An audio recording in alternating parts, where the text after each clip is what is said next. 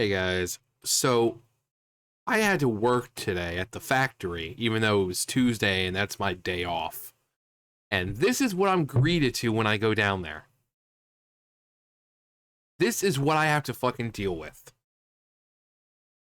Not only is it my fucking day off, I have to go in and deal with shit like that. Now, this one right there, that pile that you see knocked over, I got that one out of the way because it was so close and then, you know, but the other one, it's still sitting there, just like that. One of the forklift drivers came down. He looked at it. He's like, he took a picture of it and said he'll let his boss know. He's like, it must have been second shift. When they get high enough, they're supposed to band them up. Especially like this one right here. I don't even know what the fuck had happened. Okay. So even though these are light, the forklift drivers always use the excuse they shifted. Well, as you can see, when they're like this, shifting can do that, but only if, as they're putting it down, they're like pulling the the prongs or whatever away, and this hits like the ground at a slant or whatever, and then that's what's going to happen. It's going to fall off. There's no way that putting it down is going to cause the entire thing to just shift off. They look light, but they're stacked on top of each other. They're not going to just shift forward, especially with how these freaking pallets are. The people up at the top or wherever these were gotten from had to have put them close to the side so that when they pull down and then it just shifted to the point where they were able to slide off, because they weren't even on the fucking pallet when I was picking them up. They were completely off the pallet. Now this one must have been too tall to where, when they put them down, it's back and forth and oof, it went over. As you can see, this same thing was like this. This is probably what it was like. This one stayed together. This one just whoop on the floor. And this is the kind of shit I have to deal with. I can't just fucking go in and do my job. I go in on a day that I'm not even supposed to fucking be there. She's like, oh, because she was talking about my roommate not being there. Like, oh, I need you to come in and collect carpet and blah, blah, blah. And then I was trying to tell her, it's like, I work Tuesdays and Thursdays. I'm like, just as they wouldn't expect me to, give up a day of the factory to come work for them, I have set hours. I have a hourly pay. I have duties that I need to do. It's a job. I'm trying to explain to her. She's like, okay, I'll see you Wednesday. Bye. I'm like, is it unreasonable to say, hey, I have a second job? I can't just fucking come in. I was like, my landlady has an appointment that she has to get to. They need me there. They will, they want it up. They don't want the carpet there. It's like, who's they? Who are these mysterious theys? Because they clearly don't know that I have a freaking job, a second job, taking care of an 86-year-old with dementia. And if they knew that, then they probably wouldn't mind so much sending someone down to help. And if they already know that and they still prefer that I'm down there, then they can go fuck themselves. And they clearly don't know how much I have to fucking bust my ass down there. Because of shit like this. I could have gone in and just got it done. But no, I had to fucking pick up all the fucking bullshit. I think there was actually more than this. And I remember I picked up a lot of it. And then I'm like, wait a minute, let me take a picture of this first. Because I thought I was going to be able to show the boss. But she wasn't in the office. I don't even know if she was there today. But I took a picture of it. I had gotten some of it up. But, this is the shit I have to fucking deal with. And people can't figure out why I'm fucking pissed off all the fucking time. And it wouldn't be a bad job if people just did their fucking job correctly. I'm a fucking baler, not a fucking babysitter. I should not have to tell these people how to do their fucking jobs. Like the other day when we did like fucking 7 bales of fucking tubes. And I had to tell the guy how to fucking pull the bale out because every time he had done it, he'd pull the bale out and the fucking wire would break, tubes would fall out onto the fucking floor, and it would mess the bale up.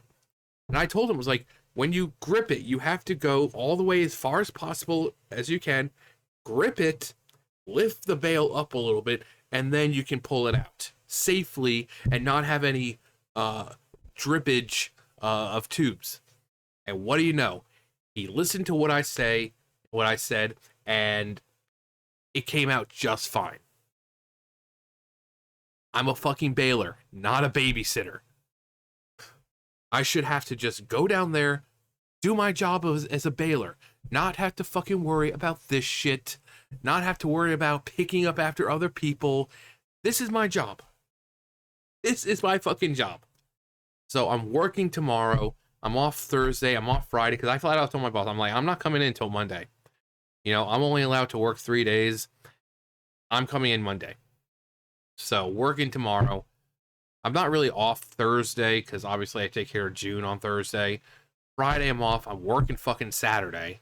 There's a winter festival here that I wanted to go to, but I may not get to because I'm going to be over with June taking care of her.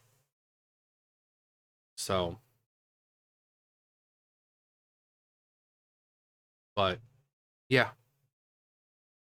And then I had to go around, collect carpet. There was hardly any luchador to collect, so it's like, okay. Well, when I went around, there really wasn't any, so I didn't bother.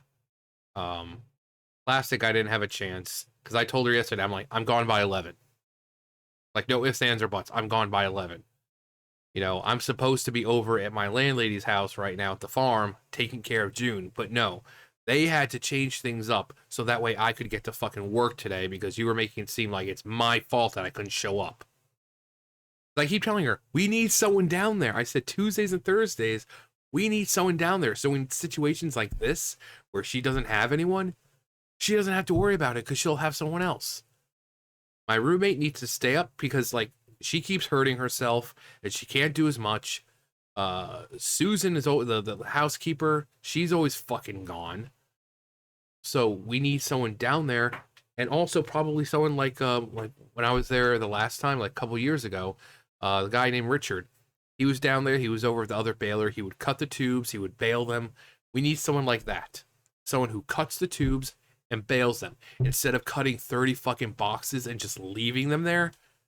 Cut the tubes, like 2 boxes, bring them over, put them on the lift, get them in the bale. And then Richard, whenever he didn't feel like doing it over there, you know, doing the bale over there, he came over and helped me. When he was finished with stuff, he came over to help me. When I was finished, I helped him. And it worked smoothly. I mean, does that really seem unreasonable to anyone? But it makes sense, doesn't it? You know, you have an extra person down there, get the extra help. I mean, it's probably be a lot easier to pick things up like this if there's 2 people down there rather than 1. I mean, am I being unreasonable? Because it seemed like she's trying to make it seem like I am. Every time I ask for help, I get an excuse. I ask for Kevin's help. It's like, oh, well, Kevin's working the machines. What machines? Every time I see Kevin, he's just fucking chatting. You know, she's always told me that, oh, well, they could easily send their people down to do our jobs, and why don't they? On days like today, why didn't they send someone down like Kevin? He works 8 hours. Surely he can come down for 2-3 hours. I mean, am I being unreasonable? I mean, you guys have seen the numerous things I have to fucking deal with on a regular basis at this place. And again, I don't have a problem with the job.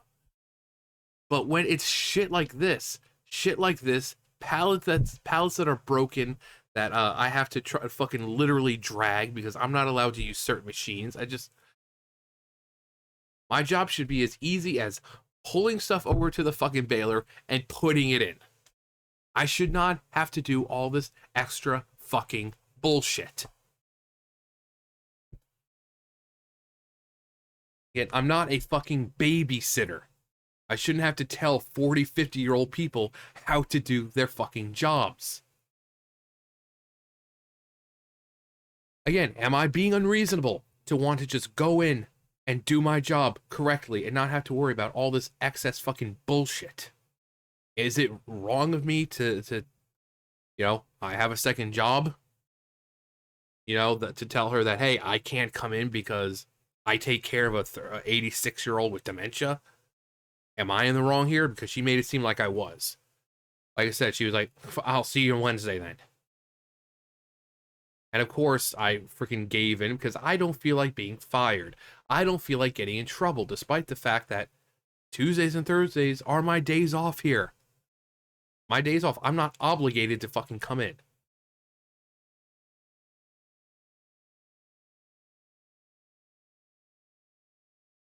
If only I could just meet a rich fucking benefactor who'd be like, know what? I'll take care of you, take care of you the rest of your life. Don't you worry. But only in movies and shows does that happen. Nope. I've just got to keep busting my ass at this place. Again, it's not the job itself. I don't have a problem with the job. I have a problem with the people at the job. If I was given the tools and the technology and whatever I was that I need to properly do this, like, again, that baler still isn't fixed. We put in a work order for it last October. It's been an entire fucking year and it's still not fixed. So I'm just,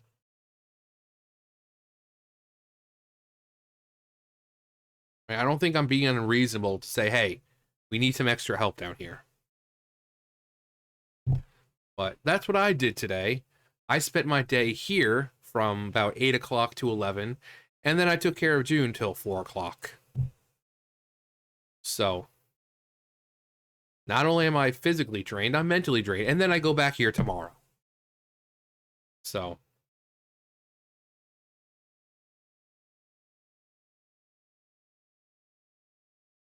anyway,